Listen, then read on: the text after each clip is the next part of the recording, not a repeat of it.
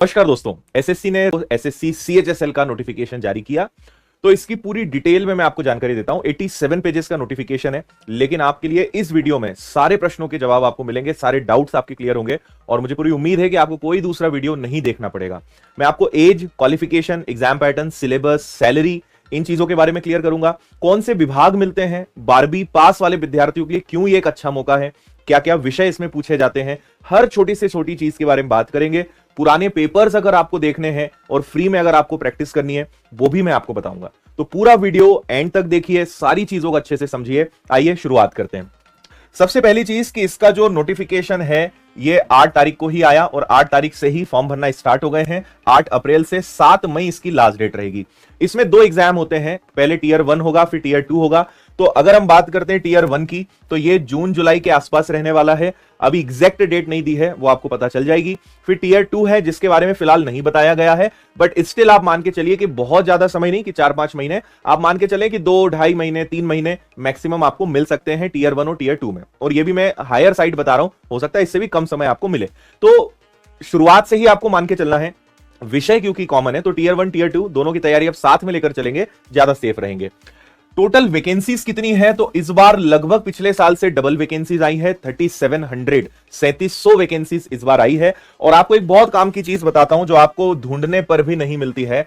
SSC CGL हो, CHSL हो या एमटीएस हो, इसके अंदर हमारे जितने भी मंत्रालय हैं, जितने भी सरकारी विभाग हैं, ये सब इसके अंतर्गत आते हैं। तो आप आराम से यहां पे वीडियो को रोक के पढ़ सकते हैं कि इसके अंदर क्या क्या आते हैं विभाग। तो अगर आप सीएचएसएल का एग्जाम निकालते हैं तो आपको कौन से विभाग मिलेंगे, कौन से पद मिलेंगे, वो मैं आपको बता रहा हूं। लेकिन विभाग कौन कौन से होते हैं, तो हमारे जितने भी मंत्रालय होते हैं, है ना, हम बात करते हैं एग्रीकल्चर की, department of forensic science, commerce, defence, external affairs, विदेश मंत्रालय, है ना, होम अफेयर्स, गृह मंत्रालय, हस्बेंड्री डेयरिंग, सचिवालय जितने होते हैं, CBI central bureau of CBN central bureau of narcotics, CBI भी इसी में आता है। सेंट्रल विजिलेंस कमीशन जो है, मतलब सीबीआई यहां पे लिखा नहीं है, लेकिन सीबीआई के में आपको अगर जाना है तो वो भी एसएससी के माध्यम से ही आप जाते हैं, ये मेरा कहने का मतलब है। फिर इसके अलावा अगर आप देखें तो कस्टम, एक्साइज, सर्विस टैक्स जो आपका डिपार्टमेंट होता है, मिनिस्ट्री यहां पे वापस से सारी आ गई है, ठीक है। इवन ईडी भी, ईडी में भी आपको जाना है तो एसएससी के एग्जाम्स के थ्रू ही आप जाते हैं। तो ministry of external affairs, finance, home affairs, ये सारे जितने आपके मंत्रालय हैं, सचिवालय हैं, ये सब एसएससी के एग्जाम्स के थ्रू ही इसमें कर्मचारी लिए जाते हैं। तो आप सीएचएसएल एग्जाम्स क्योंकि 12th बेसिस का है, 12वीं के बाद आप दे सकते हैं, तो जितने भी लोअर और बेसिक जो पद होते हैं वो इसमें जाते हैं। अधिकारी, इंस्पेक्टर वाले पद आप सीजीएल के एग्जाम्स के माध्यम से जाते हैं, है ना। लेकिन सैलरी और ये इसमें भी कम नहीं है, अच्छी सैलरी मिलती है, सुविधाएं मिलती है, उसकी जानकारी मैं देता हूं। देखिए, एक तो इसमें एलडीसी का पद मिलता है, लोअर डिविजनल क्लर्क, और एक जूनियर सेक्रेटरिएट असिस्टेंट जेएसए। इसका जो बेसिक पे है 19,900 है। मतलब आप समझिए कि लगभग 36,000 से 38,000 के आसपास सैलरी इसमें बनती है। 36,000 38,000, बाकी डिपेंड करता है आप किस शहर में हैं, डीए कितना है और बाकी सब चीजें। लगभग मैं आपको बता रहा हूं कितनी सैलरी मिलेगी। अगर डीईओ, डेटा एंट्री ऑपरेटर पे जाते हैं, data entry operator grade A पर जाते हैं, तो यहां पे 25,500 का बेसिक पे है। आप यहां पे मान के चलिए कि लगभग 46,000 से 48,000 के अप्रोक्सीमेटली सैलरी यहां पर जाती है। और बाकी फिर अगेन डीए, एचआरए आपकी सिटी में है, डीए का परसेंटेज कितना है, डीए मतलब जिनको नहीं पता है डियरनेस अलाउंस, यानी महंगाई भत्ता जिसको कहते हैं, तो वो सब चीजें यहां पे होती है। लेकिन एक लगभग आपकी जो स्टार्टिंग सैलरी है, शुरुआत में जो आपको मिलेगा वो इतने से शुरू होगा, और ये अच्छी सैलरी है। 12th के बाद आपको मौका मिल रहा है, केवल 12वीं अगर आप पास हैं तो इस तरफ आप जा सकते हैं। बात करते हैं एज की, तो कैलकुलेशन 1 अगस्त के हिसाब से होगा। मिनिमम एज 18, मैक्सिमम 27, और बाकी अगर आप एससी एसटी कैटेगरी से हैं 5 इयर्स का रिलैक्सेशन मिलेगा, ओबीसी से हैं 3 इयर्स का मिलेगा, पीडब्ल्यूबीडी अनरिजर्व्ड से 10 इयर्स का होगा। इस प्रकार यहां पे आपको कैटेगरी वाइज भी रिलैक्सेशन मिलने वाला है। आगे चलते हैं। क्वालिफिकेशन, जैसे मैंने कहा कि आपके लिए बस 12th विषय, 12th जो है वो आपका कंप्लीट होना चाहिए। कोई परसेंटेज, कोई यहां पे लिमिट नहीं है, आपका 12वीं कंप्लीट होना चाहिए। लेकिन कुछ पद है जहां पे कुछ स्पेशल रिक्वायरमेंट है, अदरवाइज मैक्सिमम पद केवल 12वीं पास वाले विद्यार्थियों के लिए है, कुछ अलग से नहीं चाहिए इसमें, है ना। इसके बाद एप्लीकेशन फीस केवल 100 रुपए है, और उसमें भी अगर एससी एसटी सारी फीमेल कैंडिडेट्स की बात करें तो उनके लिए फ्री है, उन्हें कोई चार्ज नहीं लगता है एसएससी की कोई भी परीक्षा देने में, है ना। अब बात करते हैं भाई सबसे इंपॉर्टेंट जिसको आप जानना चाहते हैं। 2 फेज होते हैं, पहले टीयर 1 होगा फिर टीयर 2 होगा, ठीक है। उसके बाद फिर एक टाइपिंग टेस्ट भी होता है। टीयर 1 टीयर 2 के बाद आप एक्चुअली टाइपिंग को वो टीयर 2 में रखते हैं, लेकिन वो अलग से टेस्ट होता है। तो टीयर 1 होगा, टीयर 2 होगा, टाइपिंग टेस्ट होगा। टीयर 1 क्वालिफाइंग है, टाइपिंग टेस्ट क्वालिफाइंग है, टीयर 2 के अंदर कंप्यूटर सब्जेक्ट क्वालिफाइंग है। केवल 2 ऐसे सेक्शंस हैं जिनके आधार पर मेरिट लिस्ट बनती है और आपके सिलेक्शन को वो डिसाइड करते हैं। तो सबसे पहले हम बात करते हैं टीयर 1 के बारे में। हम बात करते हैं टीयर 1 की, जो आपका पहला फेज है, जो केवल क्वालिफाइंग है। 4 विषय इसमें पूछे जाते हैं। इंग्लिश रहेगा, जीएस रहेगा, मैथ्स रहेगा, सॉरी ये जनरल इंटेलिजेंस यानी रीजनिंग हो गया, ठीक है। तो आपका इंग्लिश, रीजनिंग, मैथ्स और जनरल स्टडीज, जनरल अवेयरनेस, ये सारे 25 सवाल रहेंगे हर सेक्शन से, 100 क्वेश्चंस, 200 नंबर का पेपर, 1 घंटे का समय आपके पास रहेगा और 0.5 यानी हाफ नेगेटिव मार्किंग रहेगी। अगर आपने एक प्रश्न गलत करा, हाफ मार्क्स, 0.5 मार्क्स आपका कटेगा, ठीक है। इनका सिलेबस भी मैं आगे आपको बता रहा हूं और यही चीज यहां पे लिखी हुई है। एमसीक्यूज बेस्ड ये रहेगा। ये क्वालिफाइंग करने के बाद आपको टीयर 2 के लिए बुलाया जाएगा। पहला जो आपका सेक्शन है, इसके अंदर 2 सब्जेक्ट रहेंगे, मैथ्स और रीजनिंग। इनके 30-30 सवाल रहेंगे, 3-3 नंबर रहेगा, तो टोटल 180 नंबर आपके हो गए। 1 घंटा आपको इसके लिए मिलेगा।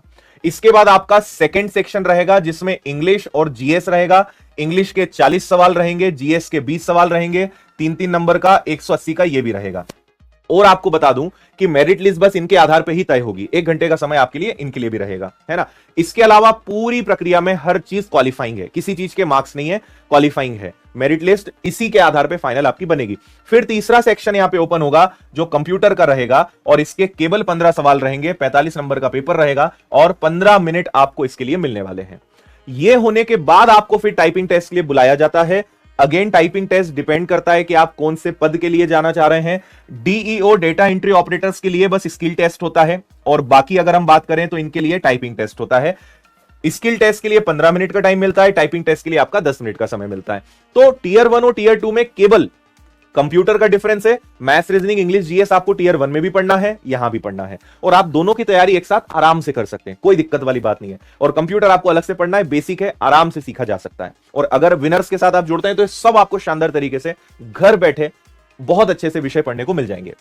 अब देखिए आपका अगला सवाल है कि सर ये क्या होता है स्किल टेस्ट। तो देखिए यहां पे प्रॉपर लिखा हुआ है, इसमें बेसिकली आपको 15,000 की डिप्रेशन पर आवर में आपको करनी पड़ती है। 15,000 की डिप्रेशंस को आसान भाषा में कहें तो लगभग 15,000 बटन कीबोर्ड की दबना चाहिए 1 घंटे में। ये टेस्ट आपको वहां पे करके दिखाना है, जो प्रॉपर चीजें आपको दी जाती है वो आपको वहां पे दिखाना है करके, ठीक है। यही स्किल टेस्ट यहाँ पे DO grade A except in department of ministry, मतलब स्किल टेस्ट आपका हो गया। यहां लिखा है द स्पीड ऑफ 15,000 की depressions per hour on computer will be adjust on the basis of the correct entry of words की डिप्रेशन एज पर। आपको एक मैटर दिया जाएगा, उसको देखकर देखा जाएगा कि आप कितना सही स्पीड में और कितना सही टाइप करते हैं, है ना। तो उसका वहां पे पूरा कैलकुलेशन रहेगा। सेकंड फिर एक टाइपिंग टेस्ट होता है जो मैंने कहा कि एलडीसी और जेएसए के लिए होता है। ये हिंदी या इंग्लिश दोनों भाषा में रहेगा, आपको जिसमें देना हो आप कर सकते हैं। टाइपिंग है। टाइपिंग के बारे में मेरा ये मानना है, जो मैंने स्टूडेंट्स को देखा है, लगभग 1-1.5 महीने की तो बहुत अच्छी प्रैक्टिस चाहिए। कुछ लोगों को 2 महीने भी लग जाते हैं, लेकिन हाँ इतना समय देके आप इसकी अच्छी स्पीड ला सकते हैं। हिंदी टाइपिंग की बात करें, लगभग 30 से 32 वर्ड्स पर मिनट की आपकी स्पीड यहां पे एटलीस्ट चाहिए होती है, इससे ज्यादा हो बहुत अच्छी बात है। और इंग्लिश की अगर बात करें तो 34 से लेकर 36 तक की वर्ड लिमिट है यहां पे, मतलब वर्ड लिमिट नहीं, स्पीड चाहिए वर्ड पर मिनट। इससे ज्यादा आप कर लेंगे, टारगेट लेके चलेंगे, बहुत अच्छी बात रहेगी। तो ये टाइपिंग टेस्ट में यहां पर सारी चीजें होनी है, यही चीजें यहां पे लिखी हुई है ना। अब बात करते हैं सिलेबस के बारे में। तो पूरे दोनों पेपर टीयर 1 टीयर 2 दोनों ऑब्जेक्टिव्स हैं, कोई आपको रिटर्न में नहीं करना है, सारे एमसीक्यूज बेस्ड पेपर्स हैं। इंग्लिश में ग्रामर और सारे चैप्टर्स आप यहां पढ़ सकते हैं। अब आपको इसको रोक कर पढ़ना पड़ेगा, मैं पढ़ के बताऊंगा, काफी टाइम लगेगा। हालांकि मैं सिलेबस पे एक अलग से वीडियो और बनाऊंगा, जिसमें ये तो एसएससी ने जो दिया है वो मैं आपको बता रहा हूं, मैं एक अलग से वीडियो बनाऊंगा जिसमें बहुत स्पष्ट चीजें आपको समझ में आ जाएंगी। तो अभी फिलहाल आप इसको रोक के पढ़ सकते हैं। जनरल इंटेलिजेंस यानी रीजनिंग, तो इसमें वो होता है ना कि आपका direction, blood relation, non verbal, verbal reasoning, सब कुछ इसके अंदर आएगा। मैथ्स है तो मैथ्स में भी आपको सब कुछ पढ़ना है। अरिथमेटिक एडवांस, एसएससी में वैसे भी अरिथमेटिक एडवांस दोनों का रोल होता है, तो आपको दोनों को काफी अच्छे से पढ़ना है।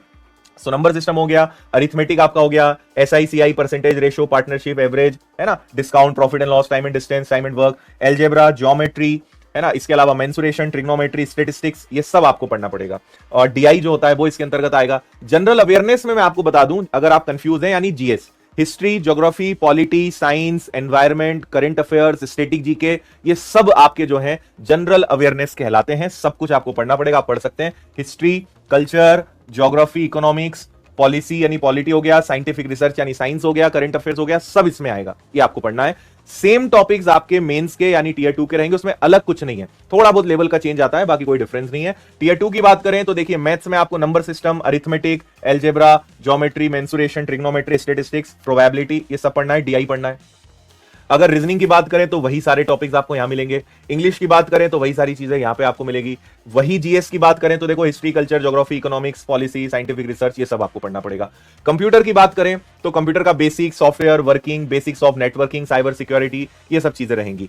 और यहां पे आप पढ़ सकते हैं merit list will be prepared on the basis of overall performance of candidate in tier 2 examination only, और उसमें भी यहां पे इन्होंने मेंशन करा हुआ है कि कौन से सेक्शंस को हम कवर करेंगे। तो आपका फाइनल जो सिलेक्शन है वो टीयर 2 के सेक्शन 1 और सेक्शन 2 यानी 4 विषयों के मार्क्स के आधार पर 360 नंबर्स पर आपकी फाइनल मेरिट लिस्ट बनेगी। बाकी सब चीजें क्वालिफाइंग है, पर उसमें आपको बेस्ट करना है।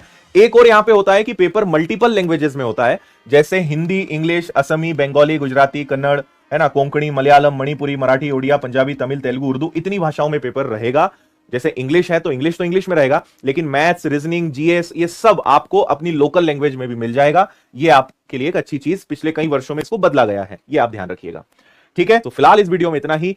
अगर कोई डाउट है आप कमेंट जरूर करिएगा। अगर आप एंड तक पहुंचे हैं तो इस वीडियो के बारे में भी अपनी राय जरूर दीजिएगा। थैंक यू, जय हिंद।